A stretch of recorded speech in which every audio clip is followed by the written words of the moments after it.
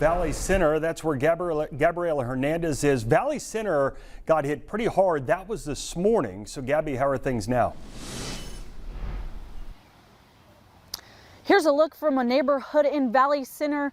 This is an area where you would not want to pass through and risk getting your car stuck. You can see this van has been stuck here pretty much all day, and people walking through here, at least attempting to, had water all the way up to their waist. And then if we come over to this car is almost completely covered up past the license plate. Now, many roads in Valley Center are closed and look very similar to this. Valley Center Public Schools saying due to severe street flooding, buses were not able to travel. We've also seen multiple cars abandoned. A group of kids I talked to says they're out looking to help people who got stuck, adding they're having fun too.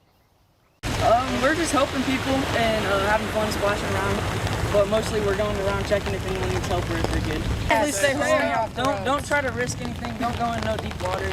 It's not worth it. It's not good.